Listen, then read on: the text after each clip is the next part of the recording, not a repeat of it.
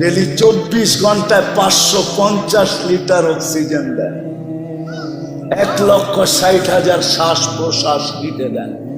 আমার কথা মানেন, শ্বাস ছাড়েন তো আপনি জানেন না কোথায় কখন ছাড়তেছেন, আপনি জানেন না কখন নিতেছেন, কিন্তু কন্ট্রোল রুমের সাথে যোগাযোগ আছে। ফেরেশতা যখন ছাড়েন তখন জিজ্ঞাসা করে আমসিক, আল্লাহ বন্ধ করে দিব না ওপেন রাখবো? আল্লাহ 1,65,000 বার মেসেজ থ্রো করেন, উতরুক আলী আবদি আজাল, ছাড়া দে, খোলা রাখ, সীমা রেখা দেওয়া আছে, যেদিন সীমা রেখা আসবে তোকে মেসেজ দিব, ছাড়বে তো টানতে দিবি না, টানবে তো ছাড়বে। ডেলি 36 বার কিডনিকে ডায়ালিসিস করেন। দুনিয়ার বিজ্ঞান বিজ্ঞান বিজ্ঞান 24 ঘন্টায় 6 বার ডায়ালিসিস করার ক্ষমতা রাখে না। 24 ঘন্টায় পুরা সপ্তাহে একবার, ডেলি একবার ডায়ালিসিস করার ক্ষমতা রাখে না। আল্লাহ 24 ঘন্টায় 36 বার আমাদের ডায়ালিসিস করে, 36 বার। যুবক, তুমি যৌবনের তরঙ্গে চলো, আমি তোমার পাও ধরবো না তো ধরবো কার পাও? আমি তো এই জন্যই তোমার পাও ধরি যে রব 36 বার ডায়ালিসিস করে। এক ডায়ালিসিসে যদি 3,000 টাকা হয় তো 36 ডায়ালিসিসে কত টাকা হয়? একবার ডায়ালিসিস করতে 4 ঘন্টা লাগে দুনিয়াতে, 36 বার করলে কত ঘন্টা লাগতো? আল্লাহ কুদরত দিয়া করেন 36 বার ডায়ালিসিস, কিচ্ছু বলে না। হায় হায় হায়। তো যেটা বুঝাইতেছিলাম, নবীজি কিয়ামতের দিন উঠেই বলবে উম্মত কোথায়? হাউজে যাবেন, মাকামে মাহমুদে দাঁড়ায় থাকবেন, বসবেন না। আল্লাহ বলবেন বসেন। বলছে আমাকে বসায় কি করতে চান? আমি বসলে পিপাসিত উম্মতকে পানিকে পান করাবে। আমি বসে থাকলে মিজানের কাছে যায় কে মনিটরিং করবে, কে দেখবে? পাল্লা সামনে ঝুঁকলো না পিছে, যদি সামনে না ঝুঁকে তো আমি সুপারিশের হাত উঠায় দিব। আপনারা বলছেন সালতুতা সাফি তু সাফা, আমি সুপারিশ করলে মঞ্জুর করবেন, আমি হাত পাতলে আপনি দিবেন, তো ওইখানেই হাত উঠায় দিব। আমি বসবো না, ওইখান থেকে তৃতীয় পুলসিরাতে ছুটে যাব। যদি উম্মত পার না হইতে পারে তো দুরুদের গাঠটি মাথায় দিয়া পার করা দিব। জীবনে যদি একবারও পড়া থাকে, ওই আদর্শবান মুহাম্মদুর রাসূলুল্লাহকে পাঠাইছেন আমরা মানুষের মতো মানুষ হওয়ার জন্য। আমি তো এই জন্যই কাঁদি, এই বড় মজমার ভিতরে একজনও পাবো না। এইখানে পাবো যুবক সারা রাত্র চুলের স্টাইল তালাশ করে গুগলের ভিতরে, যে স্টাইল ওর পছন্দ হয় ওটাকে স্ক্রিনশট দিয়ে নিয়ে নেয়, পরের দিন সকালবেলা যায় সেলুনে আর যে বলে তোমার এই দোকানের ডিজাইন চলবে না, আমি চয়েস করে স্ক্রিনশট দিয়ে ডিজাইন নিয়ে আসছি, এই ডিজাইনে আমার চুল কাটা দিবে, টাকা কত নিবে এটা প্রশ্ন না হয়। যুবক, তোর পায়ে হাত রাখা বলি, তুই যদি জীবনে একদিন সেলুনে যায় বলতি যে আজকে আমার ডিজাইন না তোমার ডিজাইনও না, আজকে মুহাম্মদুর রাসূলুল্লাহর ডিজাইনে আমি চুল কাটতে চাই, যদি বলে কেন, বলে কিয়ামতের দিন যখন দেখা হবে বলতে তো পারবো সারা জীবন তো আপনার ডিজাইনে কাটতে পারি নাই, আপনার ডিজাইনে কাটতে পারি নাই, একবার আপনার ডিজাইনে চুল, যেটা এখন ইরাকের অধীনে, আগে বিক্রমপুরেরও বাদশা ছিল। বিক্রমপুর তো বিরাট বড় একটা এলাকা না, ঠিক না? মুন্সিগঞ্জের অন্তর্ভুক্ত একটা এলাকা বিক্রমপুর। কিন্তু বিক্রমপুরের রাজা বীর বিক্রম বিক্রমপুরের বাদশা ছিলেন, ছোট ছোট এরিয়ার বাদশা হইতো। বলখের বাদশা ছিলেন ইব্রাহিম ইবনে আদহাম রহমতুল্লাহ আলাইহি। রাত্রে ঘুমন্ত ছিলেন, ছাদের উপরে জানি কে জোরে জোরে হাঁটতেছিল, তার পায়ের আওয়াজে ঘুম ভেঙে গেছে। প্রহরীকে বলছে এত জোরে ছাদে অবেলা হাঁটে তো, এই গভীর রাত্রে হাঁটে তো হাঁটে কে, নিয়ে আসো ডাইকা। তো নিয়ে আসছেন ডাইকা, জিজ্ঞাসা করছে তুমি এত রাত্রে আমার ছাদে কি করো? তুমি তো কোনো প্রহরীও না বা আমার নিকটতম কোনো ব্যক্তিও না, তোমাকে চিনিও না। তো বলতেছিল বাদশাহ মহোদয় উট হারায় গেছে, খুঁজতে খুঁজতে ছাদে চলে আসলাম। তো বাদশাহ বলতেছিল মাথা নষ্ট নাকি, উট হারায় গেছে তালাশ করবে তুমি মরুতে, না হয় জঙ্গলে, ছাদে কিছের উট? তো বলছে বাদশাহ মহোদয়, যদি আমি পাগল হই তাহলে আপনিও তো আমার সাথেই। বলছে আমি তোমার সাথে কি করে? বলছে আমি যদি ছাদে উঠ না পাই তা আপনি রাজপ্রাসাদে বসে আল্লাহ পাবেন কি করে? এতটুক কথায় জীবন চেঞ্জ। আজকে ওলিদের প্রথম সারিতে যতজন আছে তার ভিতরে একজন বলখের বাদশাহ ইব্রাহিম ইবনে আদহাম, যার কথা পড়লে নসিহত শুনলে পাথরের মতো দিল গলা যেতে থাকে। তো কথা অল্প হোক, এটা আমি অল্প বলবো, তারপরে ইনশাআল্লাহ এমপি মহোদয় কিছু কথা বলবেন, তারপরেই দোয়া হয়ে যাবে। মানুষ হিসাবে আমরা জন্ম নিছি তো বটে, কিন্তু নিজ ইচ্ছায় না, মালিকের ইচ্ছা। মানুষ হিসাবে আমরা জন্ম নিছি বটে, কিন্তু নিজের ইচ্ছায় না, আল্লাহর ইচ্ছায়। আর সত্য এটাই, মানুষ হিসাবে জন্ম নিলেই মানুষ হয় না। যদি হতো আওয়াজ না বিলকুল কান দিয়ে শুনতে থাকেন। কেননা আমরা আসছি বিদায় বড় হুজুর যে বাড়িতে ঘুমাইতেছে এমন না, উনিও আমাদের সাথে আসছে। বড় হুজুর চিনেন তো না, খালি আমারই বলেন বড় হুজুর। আমাদের চেয়ে বড় হুজুর আছে যিনার 1,85,000 বছরের ইবাদত ছিল। প্রত্যেক আকাশে ওনাকে বিশেষ একটা নামে ডাকা হতো। তর্জমা আমি করবো না, শুধু শোনায় দিয়ে চলে যাব। প্রথম আকাশে বলা হতো ওনাকে আবেদ, জাহেদ, আরেফ, তকি, ওয়ালি, খাজেন, আজাজিল। সপ্তম আকাশে ওনাকে আজাজিল নামে ডাকা হতো। আমাদের এই মাদ্রাসায় পড়ানো হয় একটা কিতাব কারিমা, শেখ সাদি রহমতুল্লাহ আলাইহির ফার্সিতে কবিতা। উনি সপ্তম আকাশের উপাধি নিয়ে কবিতা লেখছেন, তাকাব্বর আজাজিল রাখারে কার। এত বড় উপাধির ব্যক্তিত্বকে শুধু অহংকার ধ্বংস করে দিয়েছে। তাকাব্বর আজাজিল রাখারে কার, বসন্তান লানত গিরিফতারে কার। সপ্তম আকাশের উপাধি নিয়ে কবিতা লেখছেন। অফিল আরশি মকতুবুল ইবলিস। উনি আমাদের সাথে আসছেন।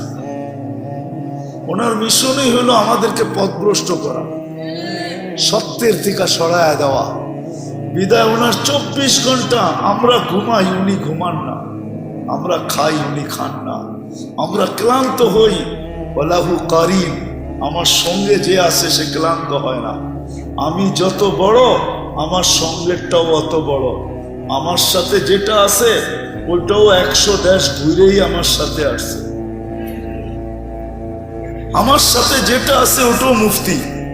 এই জন্য বলতেছিলাম মেরে দোস্ত, মানুষ হিসেবে জন্ম নিলে মানুষ হয় না। যদিও আল্লাহ সদিচ্ছায় মানুষ হিসাবে জন্ম দেন, কিন্তু মানুষ হিসাবে জন্ম নিলেই মানুষ হয় না। যদি হতো তাহলে যেই মানুষকে আল্লাহ কুদরতি হাতে অস্তিত্ব দিলেন, এক ফোঁটা পানির থেকে এত ভালোবাসা দিলেন, সমগ্র সৃষ্টিকে যেই মানুষের জন্য আল্লাহ বিসর্জন দিলেন, রব্বে কাবার কসম। একজন মানুষ যখন সুবহানাল্লাহ বলে, এটার বিনিময়ে সে যা পায়, সমগ্র সৃষ্টি তার সারা জীবন আল্লাহর গুণগান গাক না, তাতে কি আসে যায়? এক জাররা পরিমাণ বিনিময় পাবে না। জিবরিল জান্নাতে যাবে না, মিকাইল জান্নাতে যাবে না, ইসরাফিল জান্নাতে যাবে না, আরশ বহনকারী ফেরেশতা জান্নাতে যাবে না, কোনো ফেরেশতাই জান্নাতে যাবে না। তাদের কোনো বিনিময় নাই। আজকেও সেবা করতেছে, কালকেও সেবাই করবে। এই জন্য বুঝাইতেছিলাম, যেই মানুষটাকে আল্লাহ নিজের কুদরতি হাতে তৈরি করলেন, সৃষ্টির ভিতরে শ্রেষ্ঠত্বের মুকুট দিলেন। ওয়ালাকাদ কাররামনা বনি আদম। আরো কি কি দিলেন গণানোর সময় নাই। ওই মানুষটাকে কোনোদিন আল্লাহ জানোয়ার বলতেন না। উলাইকা কাল আনআম বাল হুম আদাল। এর চেয়ে নিকৃষ্ট কোনোদিন ভূষিত করতেন না। তাহলে বোঝা গেল মানুষ জন্ম মানুষ হিসাবে নিলেই মানুষ হয় না। অস্তিত্ব যদিও আল্লাহ মানুষ হিসাবে দিচ্ছেন, মানুষ নিজেকে মানুষের মতো মানুষ বানাইতে হয়, এটাই আল্লাহর দাবি। তোমাকে আমি মানুষ হিসাবে নিজ ইচ্ছায় অস্তিত্ব দিছি, তুমি তোমাকে মানুষের মতো মানুষ বানায়া আমার কাছে আসো, এটাই আল্লাহর দাবি। আল্লাহর দাবি পূরণ করা যেতে হবে। আল্লাহর দাবি পূরণ করা যে যাবে, আল্লাহর দাবি পূরণ করা যে যাবে, মানুষের মতো মানুষ হয়ে যে যাবে, দুনিয়ার অবস্থান আল্লাহ কারো দেখবে না। রব্বে কাবার কসম, দুনিয়ার অবস্থান যদি আল্লাহ দেখতেন তাহলে বেলালের বাড়ি দেখা এখনো চোখে পানি আসতো না। প্রতিদিন হাজার হাজার মানুষ যায়। আমি 6 বার গেছি ইথিওপিয়া, 6 বার একবারও এমনও যায় নাই ইচ্ছা করছি আজকে কাঁদবো না, কিন্তু এখানে দাঁড়াইতে দেরি, চোখ যেন আমার অগোছরে কখন কাঁদতেছিল আমিও জানি না। বেলালের বাড়ি দেখা কেউ চোখের পানি ঝরাইতো না, রাবেয়ার বাড়ি দেখা কেউ বিলাপ করতো না। আমি 6 বার রাবেয়ার বাড়ি দেখছি। ফেরাউনের কৃতদাসীর কবর দেখা কেউ চোখের পানি ঝরাইতো না। মানুষ হিসাবে জন্ম নিলেই মানুষ মানুষ হয় না। 2,500 মানুষ একটু ভালো মতে বোঝেন, থাকার সুযোগ এখানে নাই, কেউ থাকবো না। দুনিয়ার অবস্থান কবরে চলবে না। যদি চলতো, হায় হায় কত চিঠি না কবরে কাফনের ভিতরে যাইত। কোনো চিঠি আজ পর্যন্ত কবরে যায় নাই, কেউ দেয় নাই, কোনো আইডি দেয় নাই, কোনো পরিচয় দেয় নাই। ওইখানে কোনো পরিচয় চলবে না। হ্যাঁ, মানুষের মতো মানুষ যে হয়ে গেল, রব্বে কাবার কসম, ইমাম জালালউদ্দিন সুয়ুতি রহমতুল্লাহ আলাইহি লেখেন, কবরের পাশে নিতে দেরি, দুনিয়া সালাম দেখার না দেখ, কবর সালাম দিবে আর বলবে ইদান উহাব্বিলু লাকা বাতনি খাদরা, তোকে রাখতে দেরি, আমার পেট সবুজ শ্যামল হইতে দেরি হবে না। ওয়াসাদু ইউহাব্বিলু জিসমাকা নূরা, তো শরীর নূরানি হইতে দেরি হবে না। ওয়াসাদ রূহুকা ইলাল্লাহ, তো রূহ আল্লাহর সান্নিধ্যে যাইতে দেরি হবে না। তাসুরুহু গুদুওয়া ওয়া আশিয়া, তুই সকালে আল্লাহকে দেখবি, মজা শেষ না হইতে আবার বিকালে দেখবি, বিকালের মজা শেষ না হইতে আবার সকালে দেখবি। সত্য এটাই। 60-70 বছরের জীবন মানুষ হিসাবে অস্তিত্ব দিছেন নিজের ইচ্ছায়। মুসলমানের ঘরে অস্তিত্ব দিছেন নিজের ইচ্ছায়। মুসলমান হইলেই যদি মানুষ মুসলমান হইতো, তাহলে কোরআনে এই চিৎকার কোনোদিন আসতো না, ওয়ালা তামুতুন্না ইল্লা ওয়া আনতুম মুসলিমুন। জন্ম নেওয়া এক জিনিস, আর নিজেকে মুসলমান হিসাবে গড়ে তোলা আরেক জিনিস। নাহলে আল্লাহ চিৎকার দিতেন না, কোরআন চিৎকার দিতেন না, আল্লাহর বাণী কোনোদিন চিৎকার দিত না। এটা চিৎকার, ওয়ালা তামুতুন্না ইল্লা ওয়া আনতুম মুসলিমুন। উম্মতে মুহাম্মাদি হইলেই উম্মতে মুহাম্মাদি হয় না। যদি হইতো তাহলে আল্লাহ রাসূল চিৎকার দিতেন না, কুল্লু উম্মতি ইয়াদখুলুনাল জান্নাহ ইল্লা মান আবা, আমার প্রত্যেক উম্মত জান্নাতে যাবে, কিন্তু যারা আমাকে অস্বীকার করলো। জিজ্ঞাসা করছেন, কে আপনাকে অস্বীকার করলো? মান আতাআনি দাখালাল জান্নাহ, যে আমার অনুকরণ করবে সে জান্নাতে যাবে, আর যে অনুকরণ করলো না ফাকাদ আবা। মেরে আজিজো, সত্য এটাই। দুনিয়ায় কবর তো কম দেখি নাই, যতগুলা নবীর কবর দুনিয়াতে চিহ্নিত আছে, আলহামদুলিল্লাহ আমার এই 2 চোখ সব দেখা গেছে। 1.25 লক্ষ সাহাবার ভিতর থেকে হাতের করে গণলে হয়তো 2-1000 দেখি নাই, বাকি সব তো আল্লাহ আমাকে চোখে দেখায় দিয়েছে। কোরআনে যত জাতির কথা লেখা আছে, যত ঐতিহাসিক জায়গার কথা লেখা আছে, কম তো দেখি নাই। হাতের করে গুনতে হবে কোনটা দেখি নাই, বাকি তো সব আল্লাহ দেখায় দিয়েছে। আমি তো চোখে দেখে বলতেছি আপনাদেরকে, কিতাব পড়া না। এই জন্য আমার এখানে ব্যথা বেশি। আমি কথা বলতে চাই ব্যথা নিয়ে। আমার জাতি যেন কিয়ামতের দিন আমার গলায় ফান্দা না দিতে পারে, রশি না দিতে পারে। এই জন্য আমি ফিরা বেড়াই, ঘুরা বেড়াই, নাহলে এটা আমার পেশা না।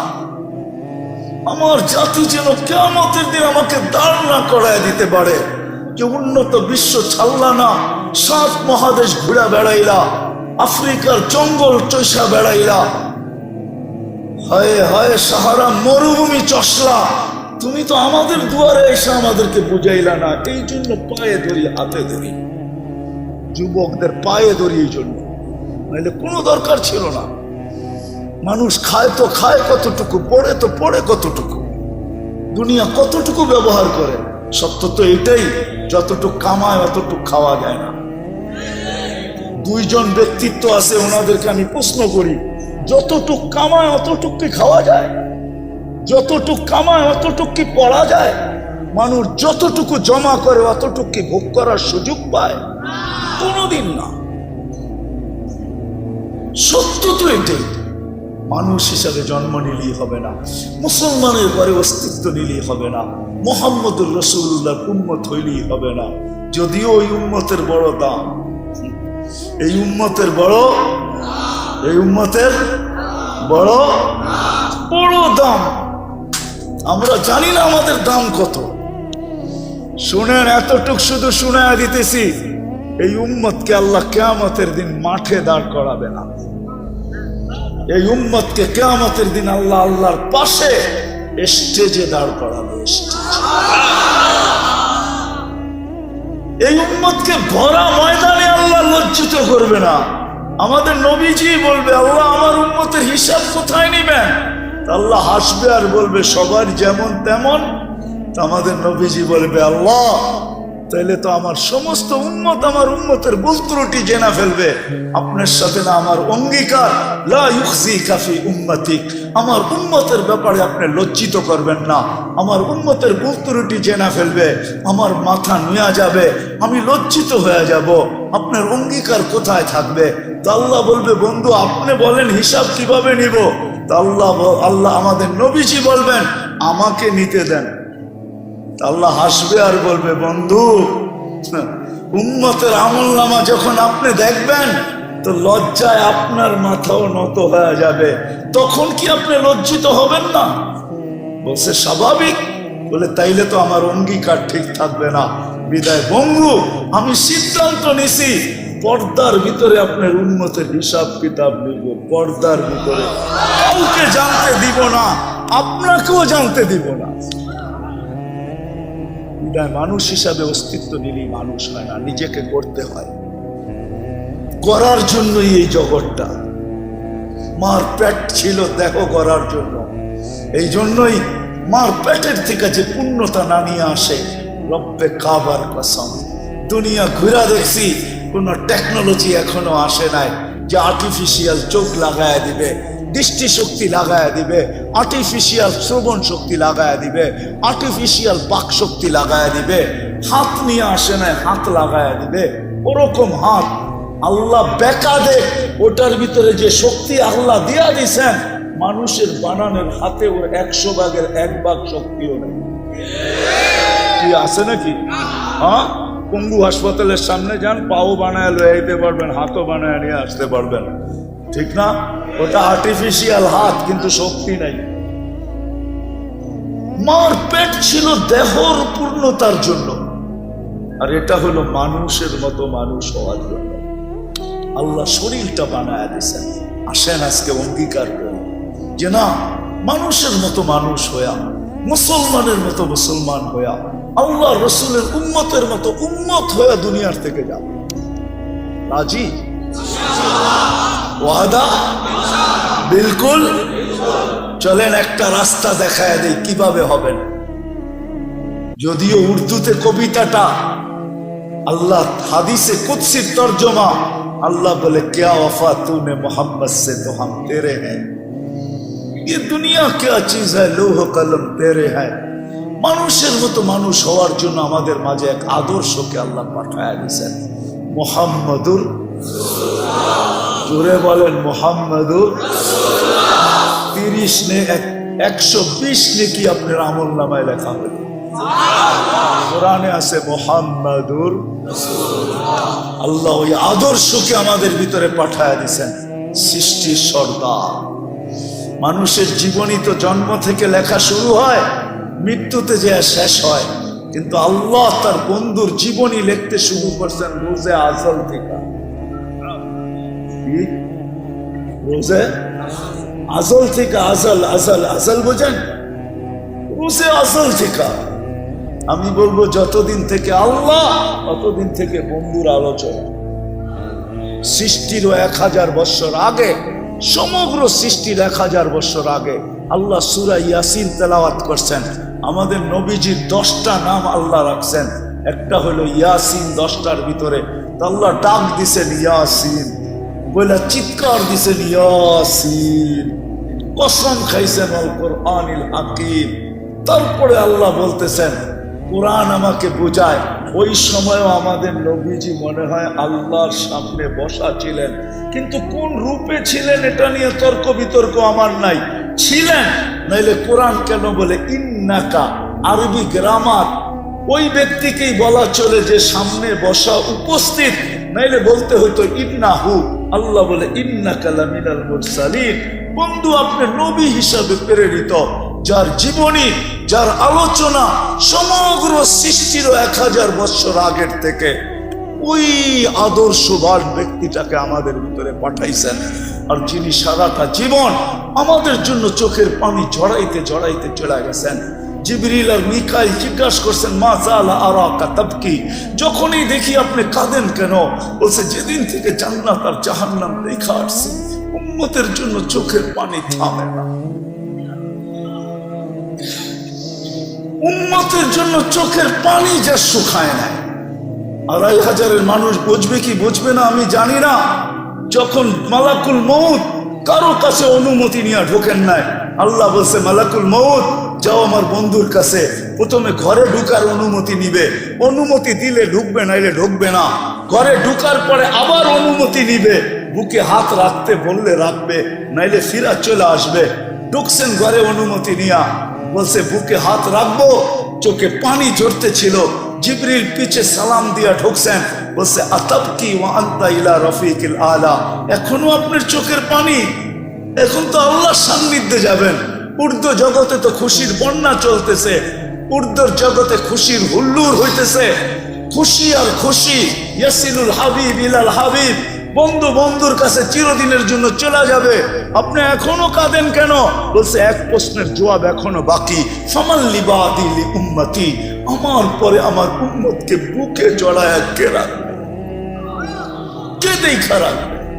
রব্বে কাবার কসম, মুহাম্মদুর রাসূলুল্লাহর সাথে যদি আল্লাহর অঙ্গীকার না হইতো যে আপনার উম্মতকে আমি সমূলে ধ্বংস করব না, তাইলে এই উম্মত 1500 বৎসর পর্যন্ত চোখে দেখতো, বহুত আগে ধ্বংস হয়ে যেত, সমূলে ধ্বংস। আপনি কি মনে করেন সন্তানের হাতে বাপ টুকরা টুকরা, তারপরও জমিন থাকে দাঁড়ায় তার জায়গায়? কোরআন হাদিস গাইটা দেখেন, সন্তানের হাতে বাপ টুকরা টুকরা, সন্তানের হাতে মা বাবার জান যাইতেছে। 500 টাকার জন্য সন্তান বাপকে গুলি করতেছে। মিডিয়ায় কয়টা আসে? প্রত্যেক সন্তান ও 2500-এর যুবক তোমাদের পায়ে হাত রেখা বলি, আমি চিনি 2500। প্রবাসে কারা আছে এদেরকে আমি চিনি, খুব এদের সাথে আমার আসা যাওয়া হয়। যুবক তোমাদের পায়ে হাত রাখি, নেট শেষ হইতে দেরি, মা বাবার গলায় পাড়া দিয়া নেট কিনা নিতে দেরি করো না তোমরা।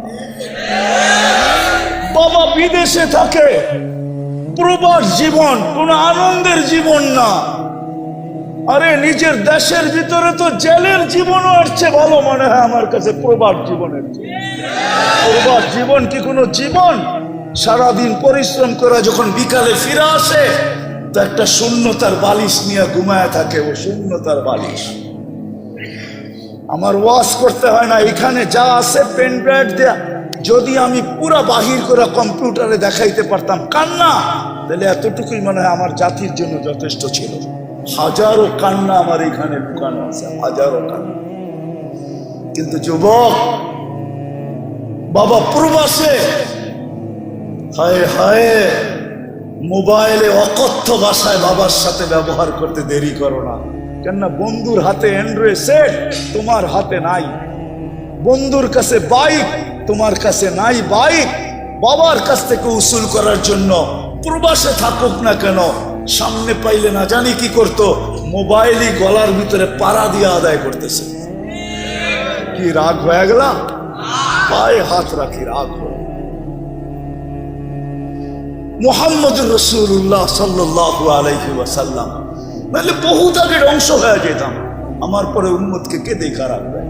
জিবরিল দৌড়ায় গেছে, দৌড়ায় আসছে, জবাব নিয়ে আসছে, লা ইউখজিকা ফি উম্মতি, লা আতরুকু উম্মাতাকা ফারদা ওয়া লা আতরুকু উম্মাতাকা ওয়াহদা। বন্ধু চলে আসেন, আমি দেখা রাখবো। আল্লাহ প্রতিশ্রুতি দিছে, তারপরেই বলছে মালাকুল মউত হাত রাখো, আল্লাহুম্মা ইলা রফিকিল আলা। তাইলে আমি আল্লাহর কাছে যাইতে পারি, আল্লাহ আমার উম্মতকে দেখা রাখবে। আজকেও আমরা টিকা আছি নবীজির কারণে। কোরআন বলে নবীজিকে আল্লাহ নিজে বলছেন, আপনি এদের মাঝে থাকবেন, আমি এদেরকে সমূলে ধ্বংস করব। তো করব কি কইরা? এটা আপনি পাবেন তো পাবেন কি কইরা? আপনি বলবেন নবীজি কোথায় আমাদের মাঝে আছে? মদিনা মুনাব্বারা এখনো আছে, হায়াতুন নবী এখনো জিন্দা আছে। সালাম দিলে শোনে, সামনে দাঁড়াইলে দেখে, সালাম দিলে জবাব দেয়। এখনো হায়াতুন নবী না মামাতুন নবী? কোনটা? হ্যাঁ, এখনো আমাদের মাঝে আছে, মদিনা মুনাব্বারা আছে, যার কারণে আমরা বেঁচে গেছি। শুধু এখানেই তো শেষ না, ওলামা আমার কথা হয়তো নাও মানতে পারে, ইখতিলাফ করতে পারে। কবর থেকে সর্বপ্রথম উনি উঠবেন, ওনার আগে আল্লাহ কাউকে উঠাবেন না। উনি উঠবেন, জিবরিল আলাইহিস সালাম পর মারবে, ওনাকে উঠানো হবে মাকামে মাহমুদে নিয়ে যাওয়ার জন্য। উনি উঠেই বলবে, জিবরিল আইনা উম্মতি, আমার উম্মত কই? হায় হায়, জিবরিল বলবে এইখানে উম্মত। মা সাক্কাল আরদা আহাদ, জমিন এখন পর্যন্ত কেউ ফাড়ে নাই, আপনার আগে কেউ উঠে নাই, উম্মত উঠবে, আপনি এত চিন্তিত হয়েন না। চলেন মাকামে মাহমুদে, মাকামে মাহমুদে যাবে। রব্বে কাবার কসম, ওই চেয়ার আল্লাহর পাশে থাকবে, হাত রাইখা দাঁড়ায় থাকবে। আল্লাহ বলবে, বন্ধু বসেন। বলবে বসবো না। বলছে এটার মালিক আপনি। কোরআন বলে, ফাতাহাজ্জাত বিহি নাফিলাতাল লাক আসা আইয়াব আসাকা রাব্বুকা মাকামান মাহমুদা। আমরা নামাজের আযানের পরে দোয়া পর্যন্ত পড়ি, আল্লাহুম্মা রব্বা হাযিহিদ দাওয়াতিত তাম্মা ওয়াস সালাতিল কাইমা আতি মুহাম্মাদানিল ওয়াসিলাতা ওয়াল ফাজিলা ওয়াদ দারাজাতার রাফিআ ওয়া বাসহু মাকামান মাহমুদা। ওই চেয়ার আল্লাহর পাশে, কোন আল্লাহ? আমাদের মতো কোন আল্লাহ যার হাতে সবকিছু? পালতেছেন বিদায় লালিত হইতেছি, পালিত হইতেছি। ডেলি 24 ঘন্টায় 550 লিটার অক্সিজেন দেন, 1,60,000 শ্বাস প্রশ্বাস নিতে দেন। আমার কথা মানেন, শ্বাস ছাড়েন তো আপনি জানেন না কোথায় কখন ছাড়তেছেন, আপনি জানেন না কখন নিতেছেন, কিন্তু কন্ট্রোল রুমের সাথে যোগাযোগ আছে। ফেরেশতা যখন ছাড়েন তখন জিজ্ঞাসা করে আমসিক, আল্লাহ বন্ধ করে দিব না ওপেন রাখবো? আল্লাহ 1,65,000 বার মেসেজ থ্রো করেন, উতরুক আলী আবদি আজাল, ছাড়া দে, খোলা রাখ, সীমা রেখা দেওয়া আছে। যেদিন সীমা রেখা আসবে তোকে মেসেজ দিব, ছাড়বে তো টানতে দিবি না, টানবে তো ছাড়বে। ডেলি 36 বার কিডনিকে ডায়ালিসিস করেন। দুনিয়ার বিজ্ঞান বিজ্ঞান বিজ্ঞান 24 ঘন্টায় 6 বার ডায়ালিসিস করার ক্ষমতা রাখে না। 24 ঘন্টায় পুরা সপ্তাহে একবার, ডেলি একবার ডায়ালিসিস করার ক্ষমতা রাখে না।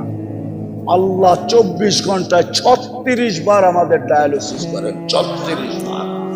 যুবক, তুমি যৌবনের তরঙ্গে চলো, আমি তোমার পাও ধরবো না তো ধরবো কার পাও? আমি তো এই জন্যই তোমার পাও ধরি যে রোগ 36 বার ডায়ালিসিস করেন। এক ডায়ালিসিসে যদি 3,000 টাকা হয় তো 36 ডায়ালিসিসে কত টাকা হয়? একবার ডায়ালিসিস করতে 4 ঘন্টা লাগে দুনিয়াতে, 36 বার করলে কত ঘন্টা লাগতো?